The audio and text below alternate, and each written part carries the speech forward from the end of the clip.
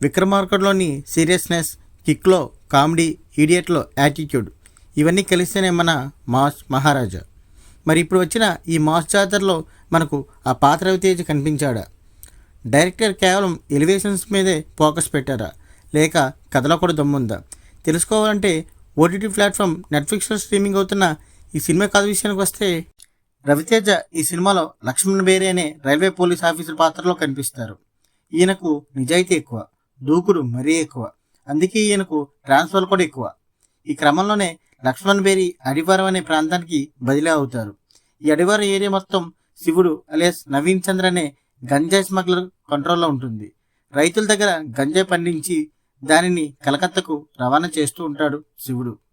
గంజాయి దండాకు అడ్డుగా నిలబడతాడు లక్ష్మణ్ బేరి. శివుడికి జిల్లా ఎస్పీ, ఇతర అధికారులు కూడా సపోర్ట్ ఉన్న కేవలం రైల్వే స్టేషన్ పరిధిలోనే పనిచేసే లక్ష్మణ్ ఎలా ఎదురు తిరుగుతాడు. ఈ కథనంలో అడవివారంలో తులసి అలే శ్రీల ఇళ్లతో లక్ష్మణ్కు ప్రేమ పుడుతుంది. వీరిద్దరి ప్రేమ కథ వెనుకున్న ట్విస్టులు ఏమిటి? గంజాయి రవాణాను లక్ష్మణ్ అడ్డుకున్న తర్వాత శివుడికి లక్ష్మణ్కి మధ్య ఎలాంటి భీకరమైన యుద్ధం నడిచింది? చివరికి లక్ష్మణ్ శివుడి సామ్రాజ్యాన్ని ఎలా కొలదోశాడు? ఇవన్నీ తెలుసుకోవాలంటే ఈ సినిమా చూడాల్సిందే. ఈ సినిమాకు plus points: Raviteja energy. Mass Maharaja Raviteja energy, నటన ఈ సినిమాకు ముఖ్య బలం. యాక్షన్ సీక్వెన్స్లో అతని స్టైల్, టైమింగ్ ఫ్యాన్స్కు బాగా నచ్చుతాయి. యాక్షన్ సన్నివేశాలు, ఫైట్ కొరియోగ్రఫీ చాలా ఆకట్టుకునేలా ఉంది. ముఖ్యంగా కొన్ని యాక్షన్ సన్నివేశాలు చాలా స్టైలిష్గా, మ్యాసీగా చిత్రీకరించారు.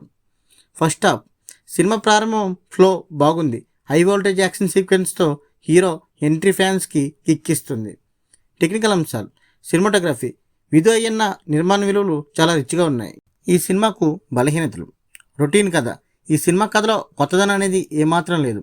ఇప్పటికే రవితేజ ఇలాంటి మాస్ యాక్షన్ ఎంటర్టైనర్లు చాలా చేశారు కదా అని ప్రేక్షకులకు అనిపిస్తుంది. ఊహించదగిన కథనం.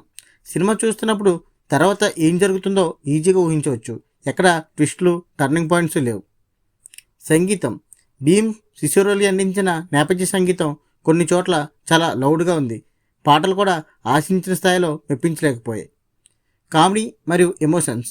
రాజేంద్ర ప్రసాద్ పాత్ర ఉన్న ఆయన హైపరాది లాంటి వారి కామెడీ అంతగా పండలేదు.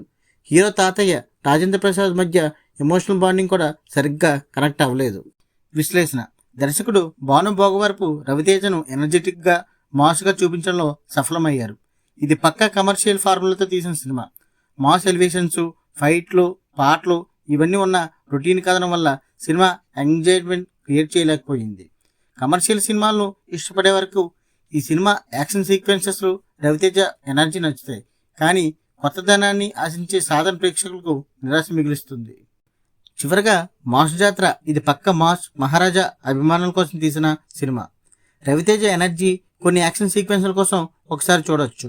కొత్త కథ, కొత్తదనం ఆశించేవారు మాత్రం కొంచెం నిరాశ చెందుతారు. మీరు ఈ సినిమా చూసారా? అయితే మీకు ఎలా అనిపించింది? మీ అభిప్రాయాలను కింద కామెంట్ సెక్షన్లో తప్పకుండా తెలియజేయండి. ఈ వీడియో నచ్చితే లైక్ చేసి మరిన్ని రివ్యూస్ కోసం మా ఛానల్ని సబ్స్క్రైబ్ చేసుకోండి.